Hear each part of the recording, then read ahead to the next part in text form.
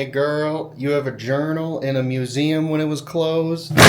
Now, I'm sure a lot of us in the guitar sphere have seen a gaggle-ass of videos recently about this goober, Guacamole Tourette's, or whatever his name is. Giacomo Turra has been getting lampooned for weeks because he got caught faking his guitar playing and stealing music from smaller creators. And even though he's Italian, this homunculus embraced his inner American and has avoided anything even remotely close to the word accountability. This story has been part of a larger fake guitar playing conversation on YouTube that has lasted longer than the Confederacy at this point. Now, obviously people fake their playing because with today's technology, it is easier than ever to make yourself seem like a far superior guitar player than you really are. Guitar content creation has also devolved into a dick measuring contest in certain circles, which only incentivizes this behavior. I mean, if people aren't actually playing during the Super Bowl, what's the harm of doing it on an Instagram post, you know? However, due to all this talk, I've been seeing a rise in people being more and more honest and transparent with their playing online. And it turns out that most people are not, in fact, an Omega level guitar virtuoso that hasn't missed a note since 2007.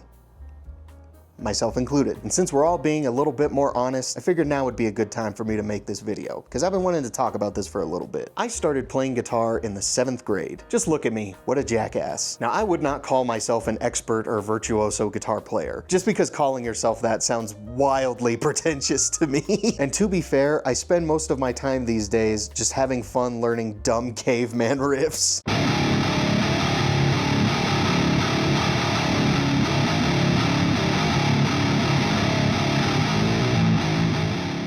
I personally don't play guitar for admiration or clout. It's more like a therapy kind of thing for me personally. But I do know my way around a hunk of wood. And I'm at a point to where I know that if I want to learn something and I give myself enough time, I most likely can get it down. But I'm not gonna lie to you, my friends, there are some days where my playing is ass, balls, dick, and butt, all at the same time. And that is all because of my stupid hands. And I know for a fact I'm not the only guitar player that feels this way. Like, it'd be kind of weird if that was the case.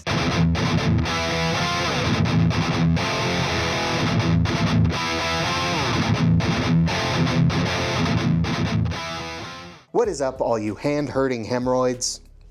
Den here. Now, there is almost an infinite amount of reasons why your hands could hurt while you're playing guitar. Maybe you just started playing, and the tips of your fingers are softer than a homophobe. Maybe they hurt because you're punching walls over the fact that Andor just ended, and Star Wars may never be that good again. Maybe they hurt because you've been participating in too much sex of the hand.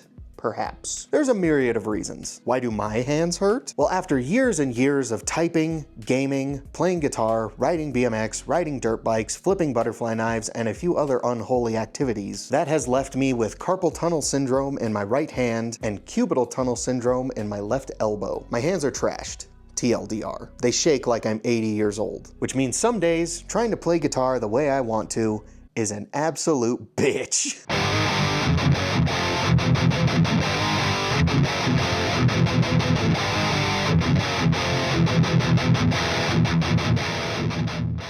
You see, my right hand is not as bad. My left hand has a tendency to cramp or almost seize up pretty dang regularly. It's like a hot burning pain that starts in the center of my hand and it literally seizes up my ring and pinky fingers. And it gets to a point to where I have to stop because my fingers just aren't moving anymore. I love playing fast riffs, and I enjoy myself a widdly solo from time to time. But some days, my hand has a really hard time keeping up with fast downpicking or triplets, and I start to lose speed and accuracy pretty quickly when that happens.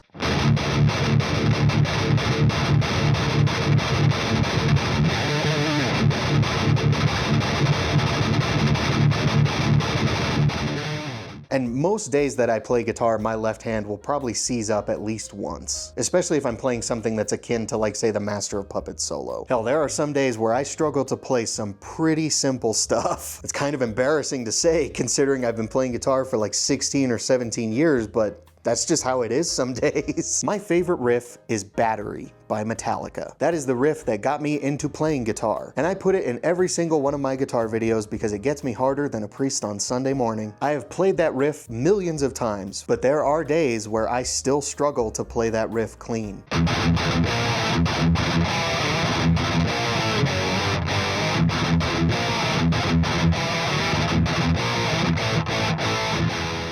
A lot of the time when I'm recording the playing clips for these videos, I'll be sitting there for at least an hour trying to get good takes, especially when I try a fast solo lick. I can only get in 2 or 3 attempts before my hand seizes up and I have to stop for a little bit. And I tell you what, it can get pretty dang frustrating and demotivating having to stop and wait for my hands to not hurt anymore, over and over and over and over again, especially when it's stuff that I've known how to play for years, if not decades. However, there are things I do that help deter that pain, especially when I do them consistently.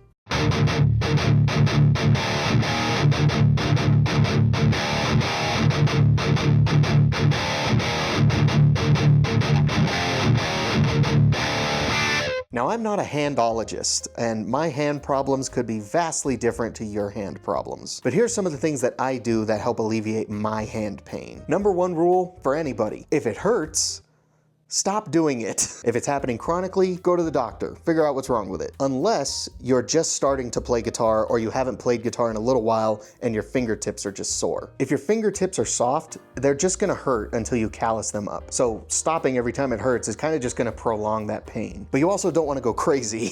There have been times where I haven't played for months and then I just jump right back into playing and I decimate the tips of my fingers because they aren't strong enough to handle that yet. So you don't wanna baby the tips of your fingers because you gotta toughen them up, but you also don't want to go too crazy and tear them up either. So a little gray area in there, and that's where you operate. Now, it always helps me to warm up and start slow when I begin playing guitar for the day. If I just grab my guitar and try to rip out a fast riff or solo, my hands will be crying in the club. So I do try to start off slow and warm up and kind of wake my hands up before I go crazy. I mean, imagine waking up and just immediately going into a full sprint.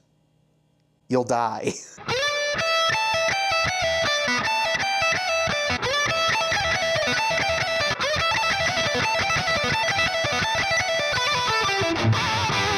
So I usually like to start with just some simple riffs or some blues noodling, or I'll do an exercise like this.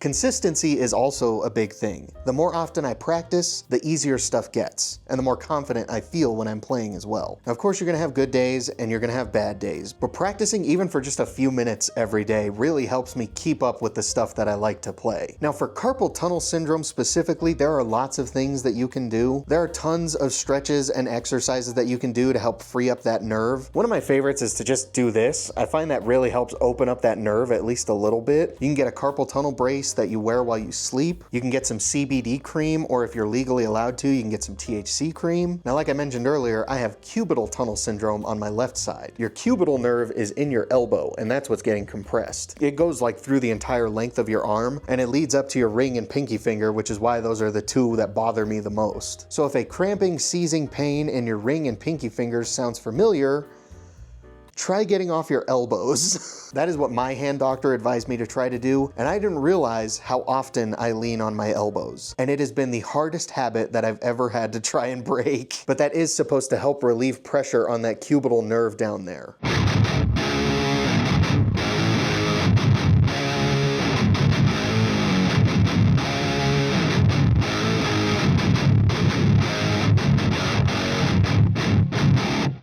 Hey!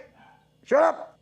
I'm busy. Trying to ruin my filming session. A little fart knocker. Come here. Now you gotta be on camera. Look at this homunculus. He's got one eye. This is his eye hole, because he doesn't have an eye here. He's only got one eye, and he's so fucking cute. Mwah. I love you, son.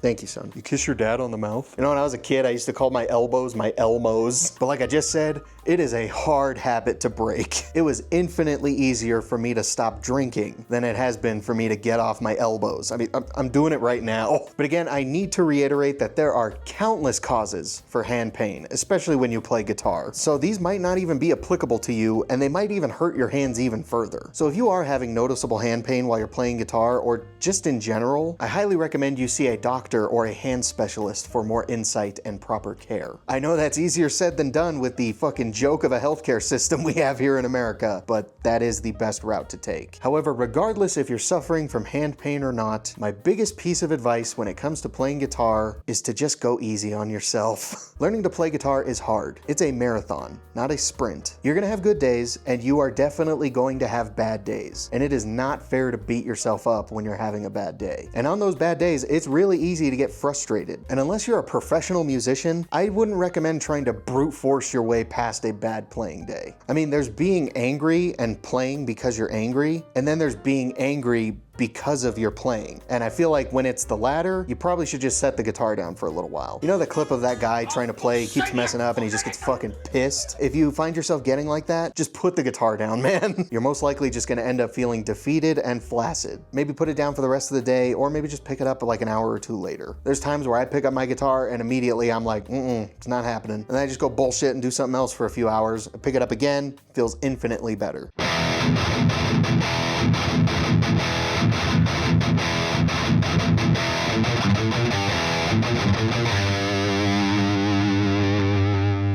It is also not fair at all to compare yourself to all these apparent guitar gods that you see online. Half of them aren't even that good if recent events have proven anything. Comparison is the thief of joy, my friends. We all learn at a different pace, and you should enjoy that process of learning guitar. We all started playing guitar because it looked fun, right? Right? So have fun with it. If you got into playing guitar because you think it looks cool and it's gonna give you some clout, it is, but maybe that's not the right reason why you should start playing guitar. It's supposed to be fun, so have fun with it. Don't ruin that by trying to be the best or whatever. That's goofy. Guitar playing shouldn't be a dick measuring contest, in my humble, extra hung opinion. It's supposed to be a vessel for you to express yourself and create art. So use it as a vessel to express yourself and create art. You dumb whore.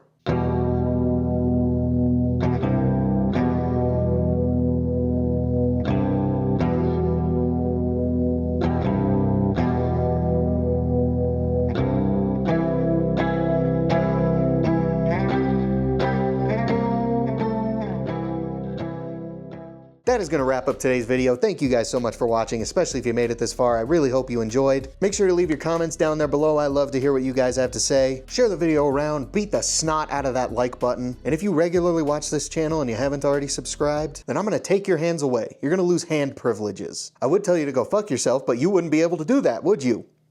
Real quick, I want to give a big shout out and a thank you to Cosmic Steez, A Horse Running, Solar Flare, Suno Verma, Rob Heath, Bad Joe Guitars, Brandon's Ballast on Corner, Bandage Knives, Jan Chocolock, Leagues Beneath, Frizz Flips, and Scott Toman. These bad bitches are my current channel members and their support really does mean a lot. If you want to join these guys, get a shout out in my longer videos, get access to the members only videos, and just help support this channel in a bigger way, you can go down there, click the join button. Tiers start as low as 3 schmeckles. There's also the super thanks button down there. It's like a little tip jar if you just want to give me some money, but I'm done being a tool. Thank you guys once again so much for watching. I'll see you guys next time. Now get the fuck out of here.